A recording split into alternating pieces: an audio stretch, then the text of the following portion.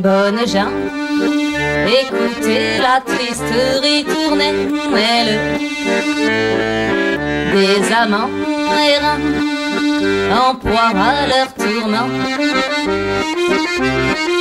parce qu'ils ont aimé des femmes infidèles qui les ont trompés ignominieusement. Méfiez-vous, femmes cruelles, qu'on vous en fasse tout autant. La douleur n'est pas éternelle, même chez le meilleur des amants. Vaincus par vos propres armes, vous connaîtrez à votre tour et le désespoir et les larmes de la jalousie et de l'amour. Cœur pour cœur, dent pour dent, telle est la loi des amants. Cœur pour cœur, dent pour dent, telle est la loi des amants.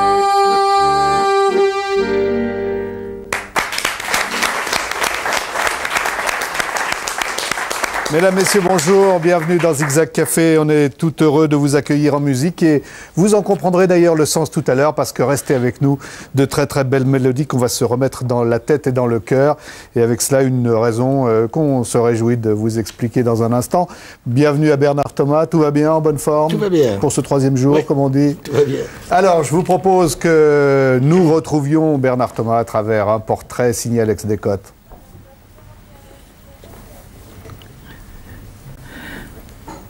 Oui, ce qu'aime Bernard Thomas, c'est effectivement naviguer sur les flots et tenir la barre, mais il a aussi le goût d'écrire, même si, on l'a dit, il écrit d'abord devant la télévision, puisque chaque semaine, pour le Canard enchaîné, il apporte ses commentaires et qu'il commente pour quelques 500 000 lecteurs du Canard enchaîné l'actualité de la boîte à images. Alors voilà, bon, ça tombe bien, hein, puisque le Canard est sorti aujourd'hui. Oui. Je dois vous préciser, Bernard, d'ailleurs, qu'on a de la chance, parce que cette émission est suivie par un nombreux public, parmi lesquels se trouvent des confrères des pays de l'Est qui sont en stage pour étudier les rapports Nord-Sud. Tout à l'heure, ils nous en parleront. Mais bon, le Canard, aujourd'hui, bien sûr, c'est votre rubrique TV. Et j'ai vu que la rubrique TV, vous parlez de Diana, et là, vous mettez la compresse. Ben oui. Et racontez un peu aux téléspectateurs ce que vous dites. Qu'on commence à en avoir par-dessus la tête de Diana. Il faudrait parler changer de sujet. La pauvre, laissons-la dormir tranquille. Elle a déjà eu un gros accident. Et puis enfin, c'est surtout les commentateurs qui nous cassent les pieds. Enfin, c'est absolument invraisemblable. Ils n'ont rien à raconter. Qu'est-ce que vous voulez dire? Elle est morte, la pauvre fille. Elle est morte, voilà. Bon. Et vous avez des réactions lorsque vous publiez des chroniques comme celle-là Oh, je pense que tous les lecteurs seront d'accord avec moi. Là, j'aurais pas de lettre de protestation, ça m'étonnerait. Ou peut-être de l'ambassade, mais même pas.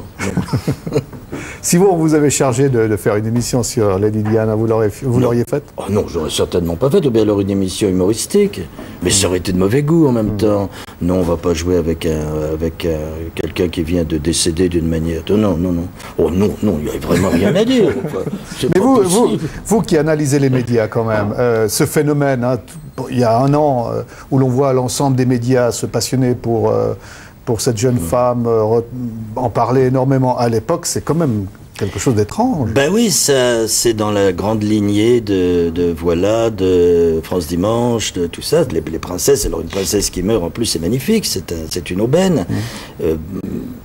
D'autant que elle était proche de la couronne d'Angleterre, qui avait toutes ces séries de divorces, qu'on ne sait pas l'avenir de la monarchie anglaise, etc.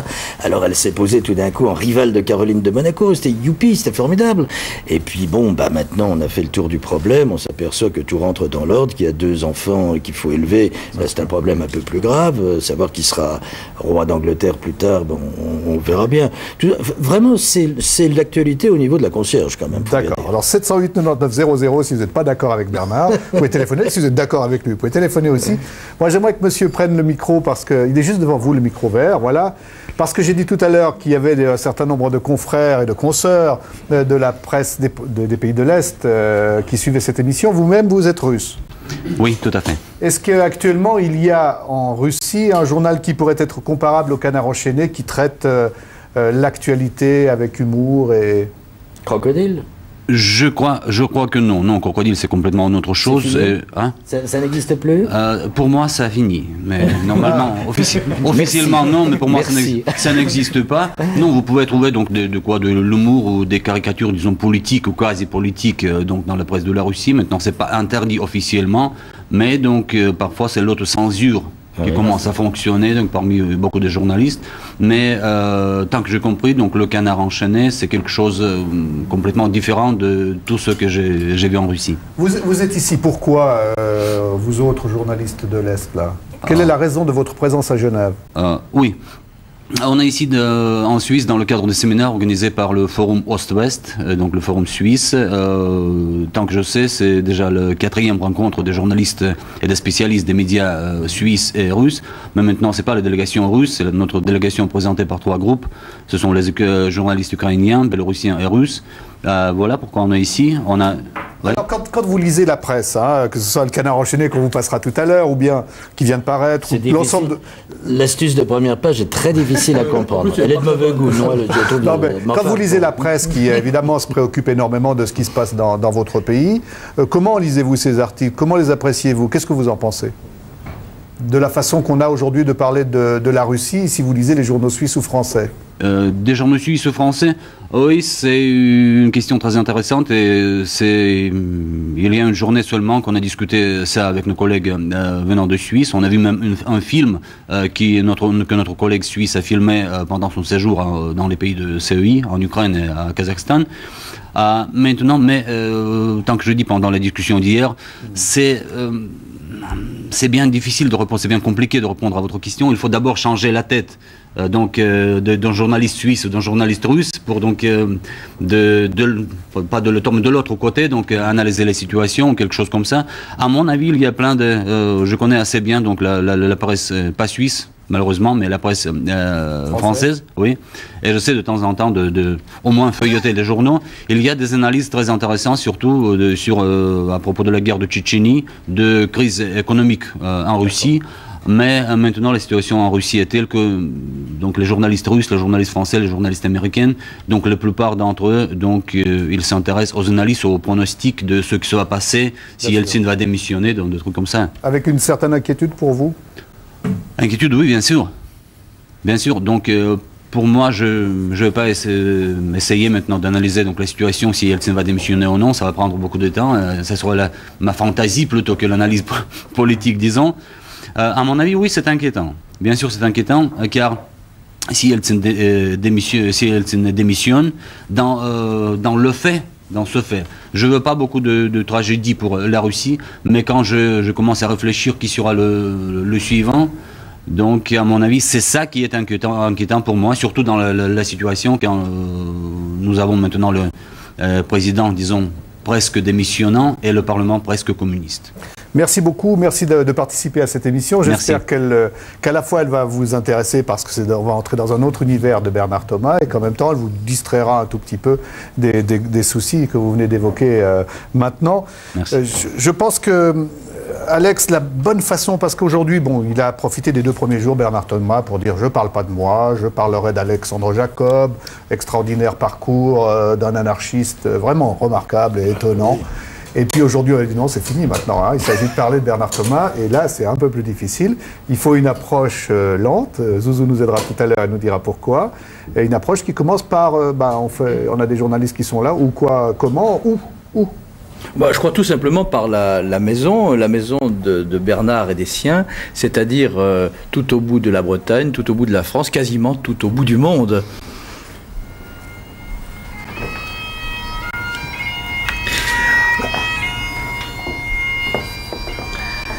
À l'orée d'un sous-bois digne du roi Arthur et des romances de la table ronde, nous voici donc au plein cœur du monde celte.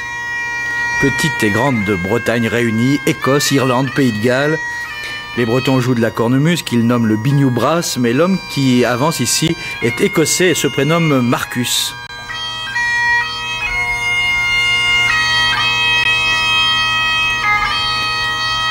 Marcus n'a pas rendez-vous avec Bernard, mais il sait bien que la maison est ouverte, largement ouverte, même lorsque Bernard travaille. La maison a été conçue pour ça, des lieux secrets pour la méditation, l'écriture, la création, et d'autres pour l'amitié et la fraternité partagée.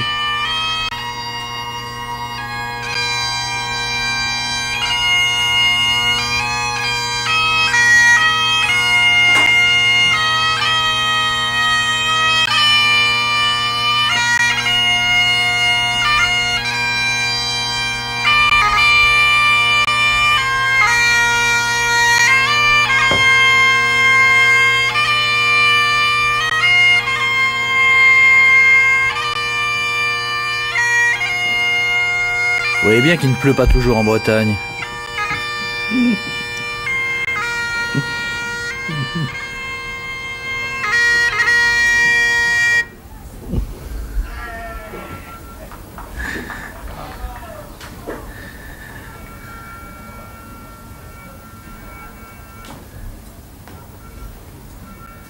Voici Aude et voici Yuna, les deux plus jeunes étoiles de la galaxie Thomas, et voici le bar, rarement fermé.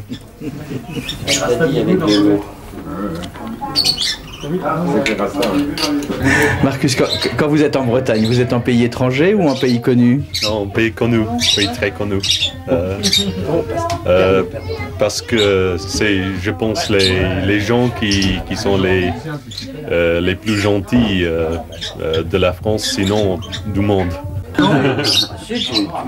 Voilà. Bernard, regarde ta fille.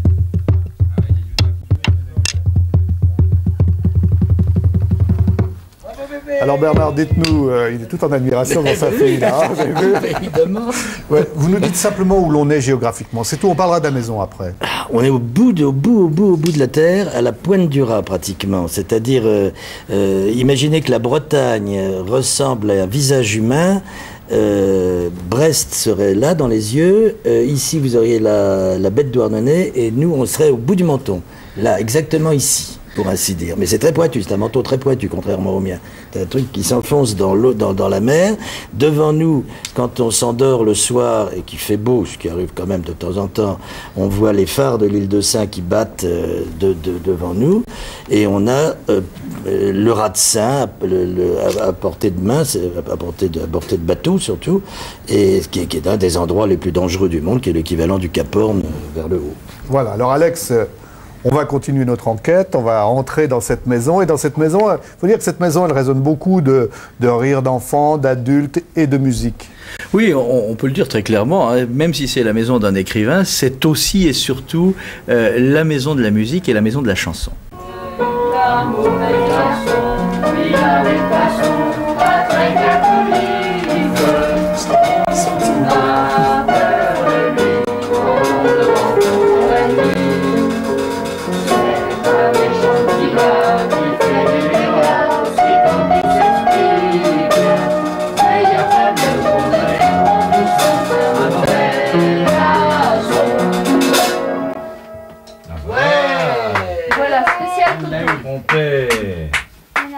Merci.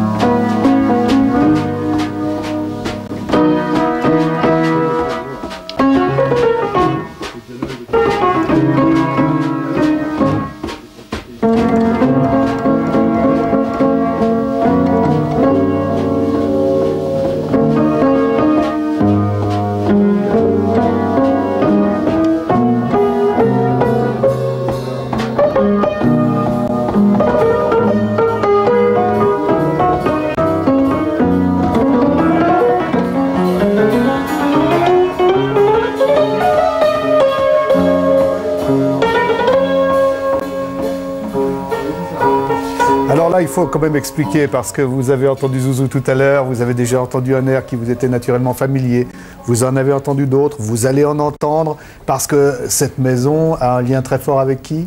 Avec Georges Van Paris, qui était mon beau-père, qui était le grand-père de ma fille Zouzou. Et cette maison a été construite par lui il y a une trentaine d'années. Elle a l'air d'une très très vieille maison, on dirait un petit manoir ancien, mais pas du tout. Et c'est une maison à laquelle nous tenons beaucoup depuis l'origine. Moi, j'ai aimé, j'étais amoureux, j'ai vécu là-bas. Zouzou a appris à marcher là-bas.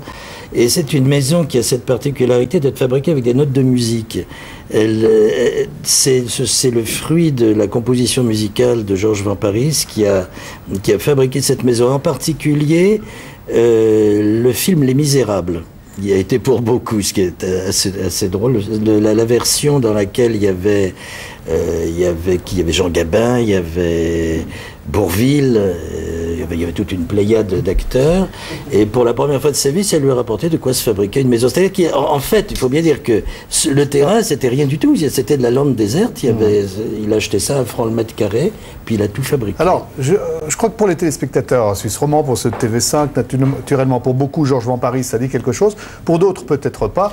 Alors Pierre qui est avec nous, Pierre, on vous a vu dans le film, vous faites partie de la famille, là, hein, vous aimez cet endroit, en tout cas, vous êtes des amis. Vous êtes très aimablement proposé, enfin, on vous a proposé, c'est un grand mot, on lui a imposé, on a dit Pierre, sur le plateau, et vous allez, ouais, il est tout inquiet, et vous allez, donnez-nous quelques mesures d'une première chanson de Georges Van Paris. Comme ça, les téléspectateurs vont se rendre. Bien volontiers, oui.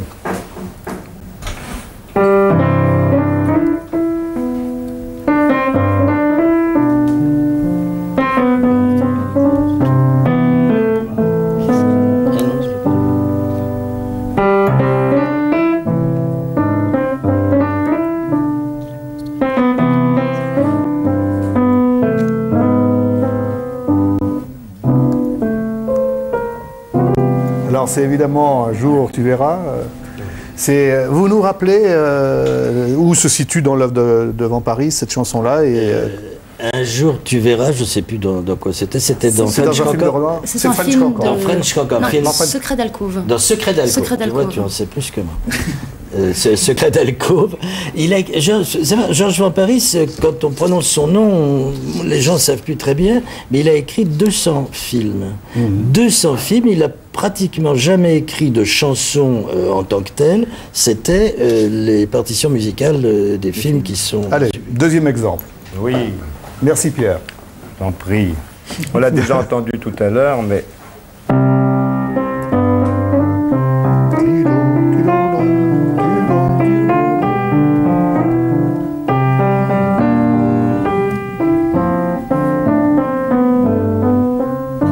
Merci Zouzou, vous l'avez interprété tout à l'heure. Vous nous direz à quel endroit on peut l'entendre. On l'a entendu dans la maison. Mais oui, mais vous étiez là. Non, pas sur là. Non, elle n'était pas là. C'est la campagne des infidèles. D'accord, alors présentez-nous cette chanson. Cette chanson, c'est Le Mauvais Garçon, qui provient d'un film qui s'appelle Soir de rave, je m'en souviens bien. Oui, Soir de rave. Pierrot les Grandefeuilles, qui a fait le... C'est une chanson de Georges Van Paris, donc, et de Jean Boyer. C'était un film de Jean Boyer. D'accord. Ce qui est frappant, Bernard, c'est qu'on se rend compte déjà là, au fond, il y a des mélodies qui restent, des chansons qui restent vraiment dans la mémoire et dans le cœur, et le film, on a pratiquement oublié. Beaucoup des 200 films ont disparu, alors qu'on a très souvent, après un dîner un peu arrosé ou un banquet, une noce, etc., beaucoup de gens dans toute la France chantent des chansons sans savoir que c'est de Van Paris. Il y a des cailloux sur toutes les routes. Il y a des cailloux sur toutes les routes qui a même été repris dans les bandes dessinées. Il chante cet homme-là. Très mal. La suivante. Oui, la suivante, je crois que tout le monde la connaît parce qu'elle a fait vraiment le tour du monde, y compris nos amis russes doivent la connaître.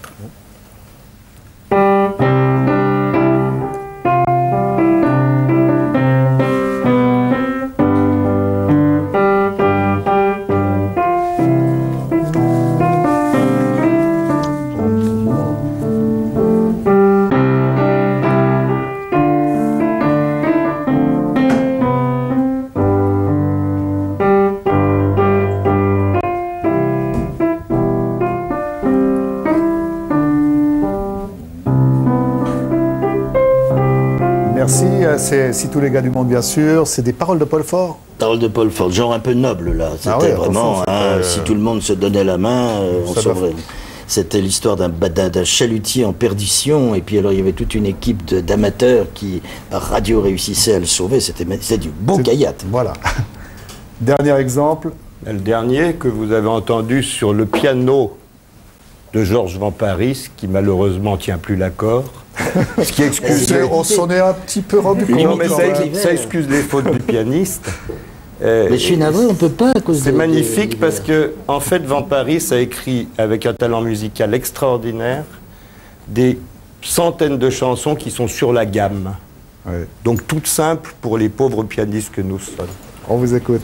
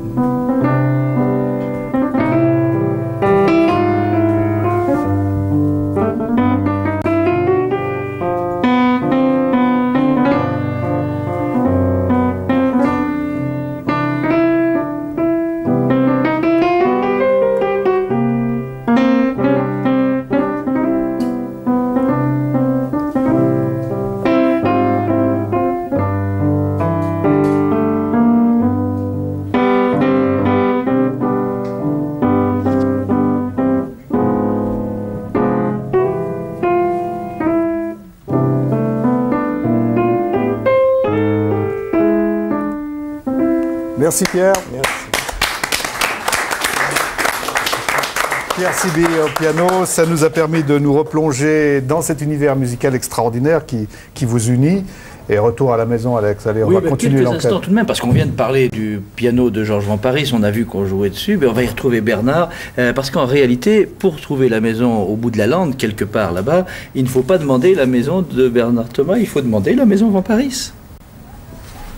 Quand vous vous perdez dans la lande, il suffit de demander la maison Van Paris, tout le monde sait où c'est, on n'appelle pas elle ne porte pas mon nom, la maison, elle la portera peut-être un jour, dans 20 ou 30 ans, j'en sais rien, mais il suffit de demander la maison Van Paris. Puis alors, il est toujours aimé dans le pays, il y a toujours des anciens qui ont raconté à leurs propres enfants.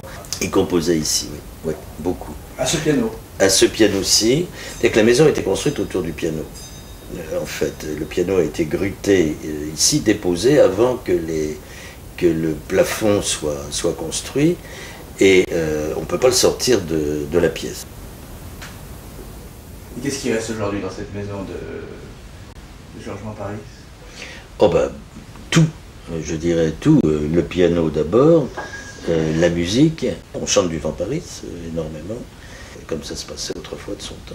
Je crois que s'il arrivait ici, il trouverait très peu de changements. Voilà, on y est, je crois. Hein. La petite dame sur le piano, c'est Piaf. C'est Piaf, Edith Piaf, qui est en train de chanter à Ça ira, ça ira. Ah ouais. Et alors, le fait de ne pas pouvoir sortir le piano explique que je ne puisse pas le faire réparer, parce que je n'arrive pas à amener comment on appelle ça, de réparateur de piano, d'accordeur. Alors on profite musique puisque Zozo est avec nous. Qu'est-ce que vous nous proposez maintenant? J'aimerais vous chanter une chanson qui est une inédite de Georges Van Paris, puisque c'est une chanson qu'on a retrouvée après sa mort sur un texte de Jean-Roger Cossimon et qui s'intitule Barbarie, Barbara.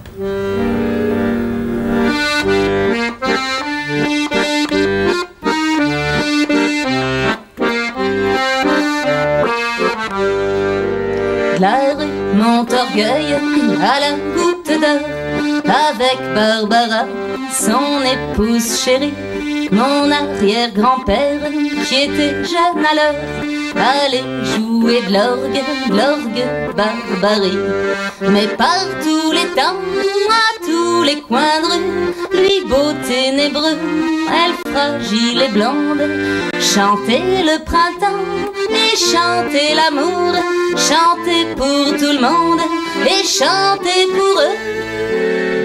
Barbarie, Barbara, tout change et tout varie, mais quand le printemps est là, le lilas refleurit. Et qui pleure vendredi, dimanche rigolera, c'est ainsi va la vie.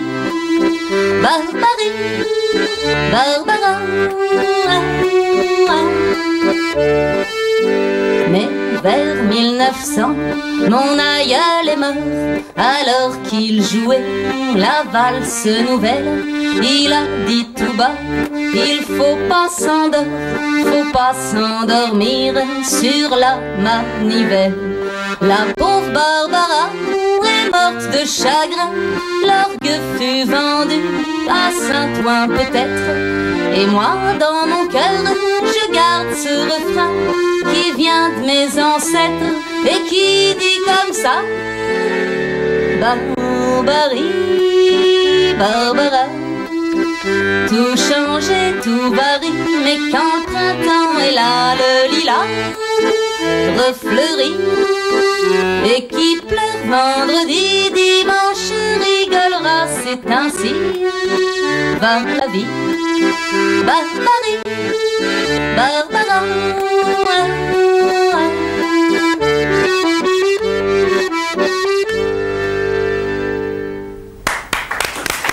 Merci beaucoup.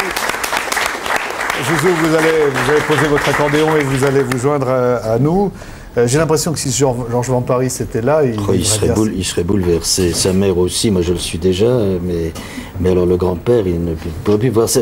C'était pas prévu qu'elle chante et qu'elle joue de l'accordéon. On n'avait jamais pensé à ça. Vous imaginez bien. Alors qu'elle soit dans la lignée de la famille, là, c'est vraiment... Comment vous êtes-vous intéressé à la fois à l'accordéon et à la fois aux chansons et à la musique de votre grand-père? C'est-à-dire que je pense que j'ai toujours été baignée dedans pour les avoir toujours entendus chanter autour de moi. Et j'ai commencé à chanter il y a quelques années, puis j'ai ressenti le besoin de m'accompagner moi-même pour pouvoir être autonome et me produire en spectacle. Où chantez-vous actuellement? Au Lapin Agile, à Paris, à Montmartre. Alors racontez-nous, c'est la semaine de Bernard Thomas, c'est quel genre de père? Vous l'avez au début, quand il vous a entendu les premières fois, il était content, il était un peu irrité? Je pense que c'est à lui qu'il faut poser la question, je pense que ça l'a quand même un petit peu touché. Moi je ne pouvais pas la regarder. Oui. La première fois que je l'ai vu sur scène avec un vrai public, j'étais comme ça, je jetais des coups d'œil en biais, mais je pouvais vraiment pas... Je témoigne. Vous étiez touché. Mais c'est complètement bouleversant de voir son enfant. Est-ce qu'elle va pas savoir le refrain suivant? Elle va craquer, mais c'est pas possible, elle sait pas, là, elle hésite. Enfin, on est absolument mort de trac plus qu'elle. Elle a un métier, elle le fait formidablement bien, mais le pauvre père, non, c'est bon pour l'infarctus. Alors là, on va parler des enfants, là on est dans le sujet, en particulier parce que vous vous êtes intéressé à une histoire extraordinaire, et là que vous avez écrite, qui est la croisade des enfants. Peut-être que, Alex, avant que Bernard nous en parle, on pourrait voir un extrait de ce film qui est signé Serge Moati. Oui, certainement, simplement en se rappelant que c'est une histoire vraie, c'est qu'au moment où les adultes sont partis en croisade pour défendre les lieux saints, un certain nombre d'enfants se sont dit qu'eux aussi devraient le faire peut-être mieux, et comme parfois ils ont été trompés par les adultes, un film en effet de Serge Moati. Moi, Étienne, berger de Cloix, je décide de lever la croisade des enfants. Alors tous les enfants de Cloix, tous ceux de Vendôme et ceux de Châteaudun, tous les enfants de France comme un vol de cigogne vont partir avec moi. Alors quand nous aurons chassé le mal avec nos mains nues, le royaume de Jérusalem s'étendra partout et le bonheur régnera. Le paradis sera sur terre pour toujours et ce sera la fin des malheurs.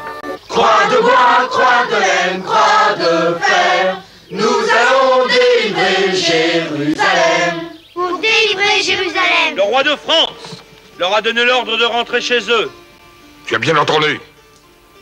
Moi, roi de France, j'interdis ta croisade.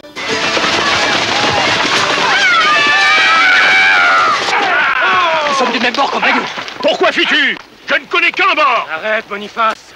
Tu n'en as pas assez tranché cette nuit? Mais non!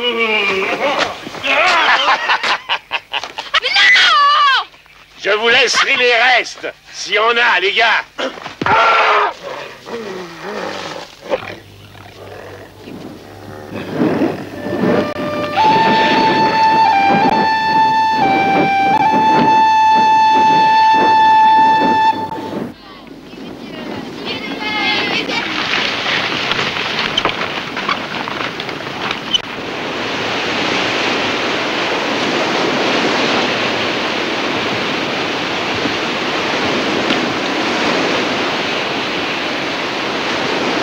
Ouvre-toi à la mer, comme pour les Hébreux.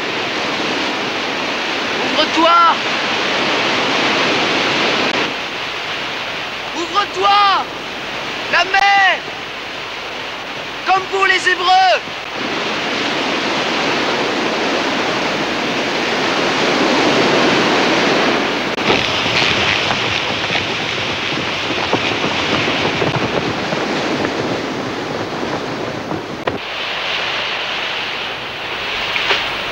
Voilà la croisade des enfants, une croisade qui se terminera mal d'ailleurs. Très mal, bah oui. Vous nous rappelez de quelle manière? Ben oui, les gosses ont été vendus, la plupart d'entre eux ont été vendus comme esclaves chez les Mauresques, comme on disait. Ils ont été embarqués par des trafiquants marseillais. D'autres ont essayé d'atteindre les lieux saints, mais ils se perdaient partout, évidemment, en passant par les Alpes. Alors, il y en a un certain nombre qui sont morts dans le passage des Alpes. D'autres ont été tués de l'autre côté en Italie, ou bien ont été conservés comme esclaves également, on peut dire. Quelques-uns ont réussi à aller jusqu'à Brindisi, mais ça s'est arrêté là. Et il y a un certain nombre, on n'est pas très sûr de la chose, mais enfin on pense qu'il y a quand même un certain nombre de ces gamins qui ont devenu jeunes gens ont été rachetés par le pape, par l'empereur, pardon. Donc ils ont pu revenir. Enfin, c'est un désastre. Alors Alex, on va entrer dans une partie de leur vie qui est une partie difficile. Oui. Parce que vous avez un de vos fils qui joue d'ailleurs dans la croisade des enfants. Oui. Il s'appelle Yann. Il court et il gambade avec les autres. Oui. Et puis il y a quelques années, il y a eu un gros pépin. Il partait pour l'école avec son frère. Et puis il devait prendre un train de banlieue. Ce jour-là, la SNCF avait changé de train. Il y avait un peu plus de place entre le quai et le train que d'habitude. Et puis il est passé entre les deux. Oui, il pensait qu'il était en train de prendre un métro, et il n'y a pas beaucoup d'écartement entre le quai et la voie, puis en fait c'était un RER, et il a fait le clown comme d'habitude, parce qu'il était trop sportif, il allait entrer dans l'équipe de France de saut périlleux, de choses comme ça, et il a fait l'imbécile. Hein. Et il va y perdre un bras et une jambe. Vous l'avez rencontré parce qu'il témoigne dans l'émission. Oui, parce qu'il témoigne, et du coup, de cette peine, il a tiré une fantastique force, regardez.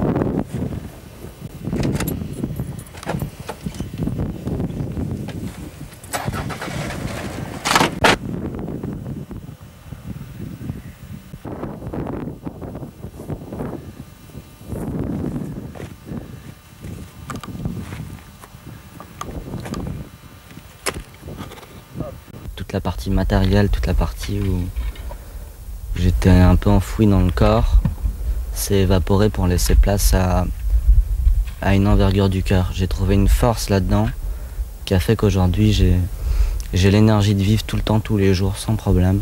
Ce réapprentissage, c'est passé comment? Tu savais depuis le début que tu arriverais à reprendre complètement la maîtrise des éléments? À partir du moment où je suis revenu à la vie, oui. Parce que c'est un choix que j'ai fait, j'ai été confronté à une situation, soit je me laissais aller, je mourrais, soit je reprenais la vie, mais alors des deux mains. Avec une seule main, mais quand même des deux mains en une. Et du coup, je savais que j'y arriverais sans problème. À la base, j'arrivais pas à enfiler une chaussette tout seul quand même, mais c'est vite revenu. Il suffit d'avoir un peu de volonté et un peu de soleil tout le temps, tous les jours. Et puis on y arrive sans problème. Avoir un peu de soleil tous les jours, c'est extraordinaire. Ah bah c'est lui qui nous en donne. Ouais. Quand on va pas bien, c'est lui qu'on va trouver qui nous remonte le moral, parce que les choses sont très relativisées avec lui. Hein. Quand on a un bobo un peu de travers, on le voit, bon, ça va beaucoup mieux. Mais quand il dit qu'il est revenu à la vie, il ment pas, c'est vrai. Il a subi 37 opérations, je crois. Je ne sais pas si vous vous rendez compte, il est dans le livre des records. Malheureusement, on aurait préféré un autre. Oui, qu'il n'y soit pas du tout. Et au début, après cet accident, il est mort, techniquement.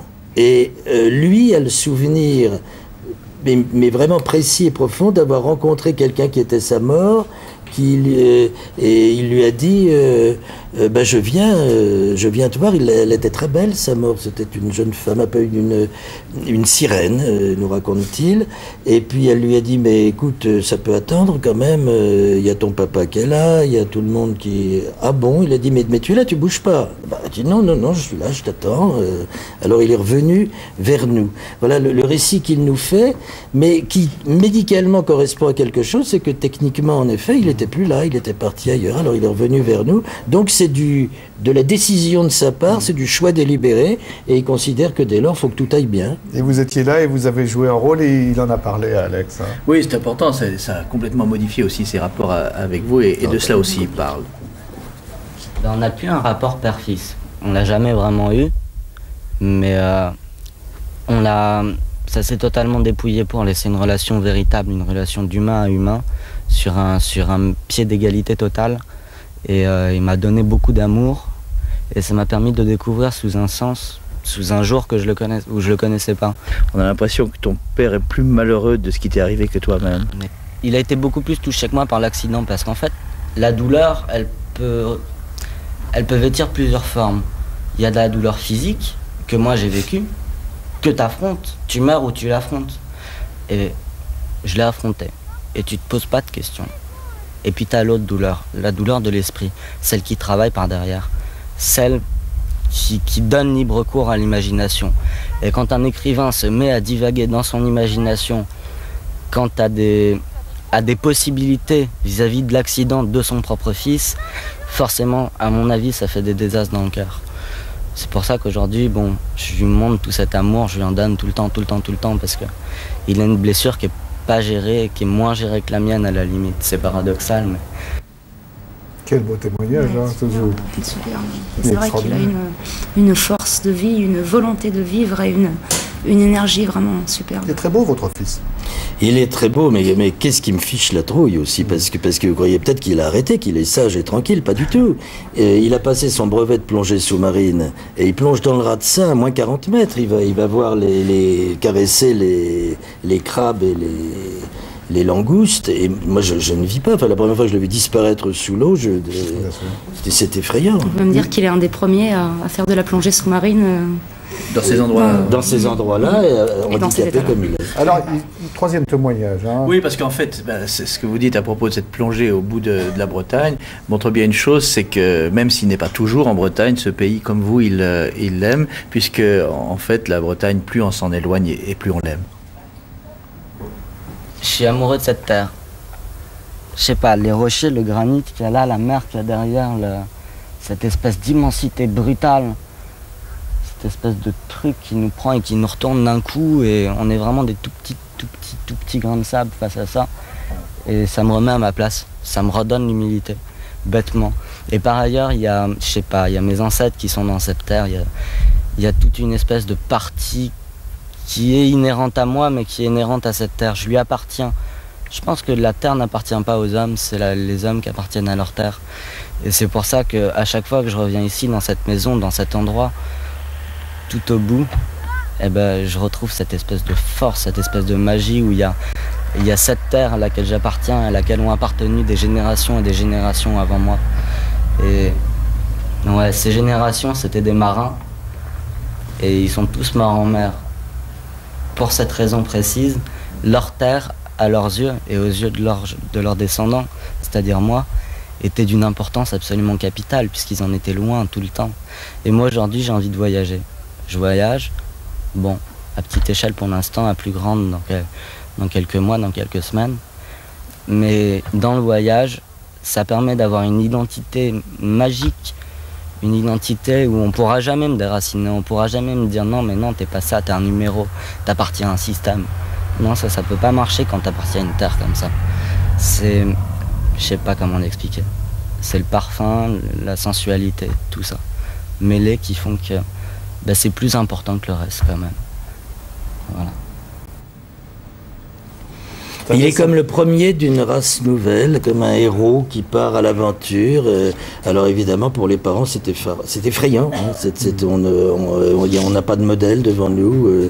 Il ne peut pas on ne peut pas l'enrégimenter, on ne peut pas le mettre au lycée comme tout le monde. Les études, il a éclaté de ce côté-là. Vous imaginez l'angoisse. Mais d'un autre côté, il y a une force telle, une véhémence telle qu'elle va s'exprimer quelque part. Il écrit des poèmes, il vit. Alors, ce qu'il a raconté, il y a une chose aussi qui est importante. Il dit que lui, par la douleur et par la force, oui. il a trouvé un sens à l'événement. Vous, ça vous a changé d'une certaine manière? Ah, complètement. Ça nous a donné à tout l'entourage une gravité que nous n'avions pas auparavant. Ça nous a fait mesurer les petitesses et les intrigues de la vie parisienne, par exemple, les arrivismes des uns et des autres. Je vous assure que c'est peu de choses quand vous vivez ça en compagnie de Yann et au bout du monde. Parce que la mer a une particularité, c'est qu'on est en danger de vie et de mort en permanence. La différence entre le marin pêcheur et le paysan beauceron, c'est que pour ratisser son champ, le marin risque sa vie. Et il suffit de mettre le pied sur l'eau, ce que je fais très souvent, pour apprendre, pour avoir une leçon de modestie. Regardez Tabarly, cet homme. Et ce qui fait que quand je reviens à Paris, évidemment, depuis cet événement-là, je ne suis plus le même du tout. Merci Bernard. Je vous propose qu'on retrouve Zouzou. Allez, vous allez nous proposer cette fois. Qu'est-ce que vous nous proposez? J'aimerais vous chanter une chanson qui était autrefois interprétée par Fréhel, qui est une chanson des années 30 de Vander et Alexander, qui s'intitule La môme Catch Catch.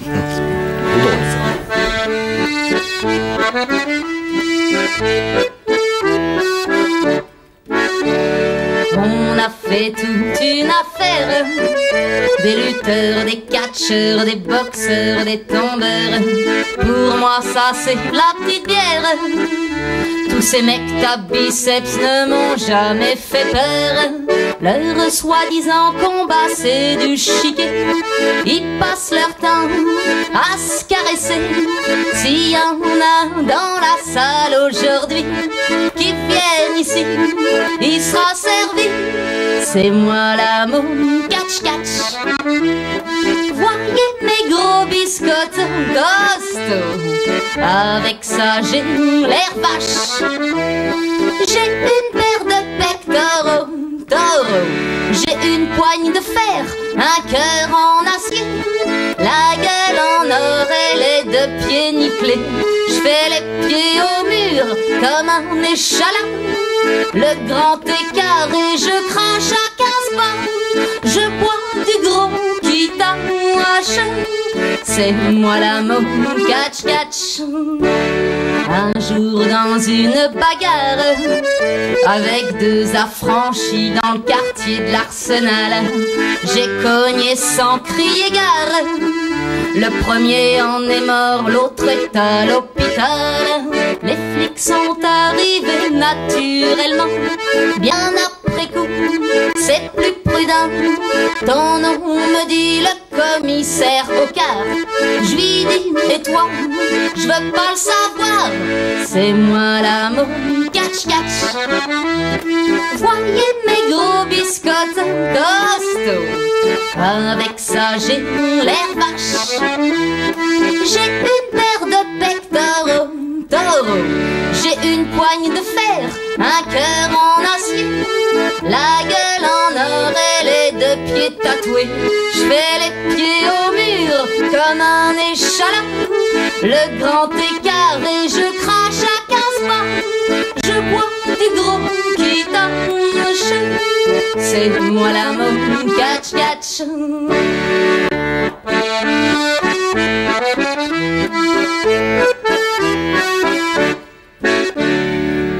Merci.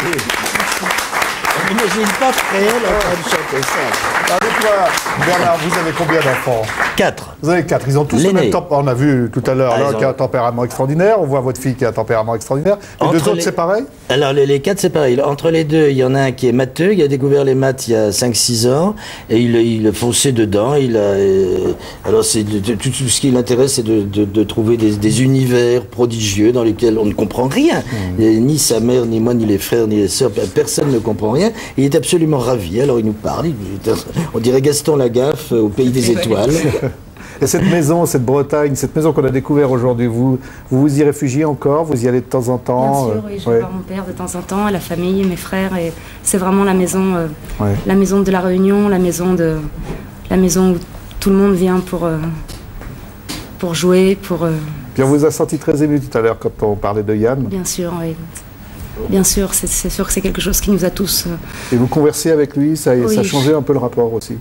Oui, je pense que ça a changé les rapports, bien sûr. Et puis, il a grandi quand même depuis, parce que c'était il y a maintenant 5 ou 6 ans, cet accident. Donc, les choses ont évolué, mais ça reste toujours une blessure, c'est sûr.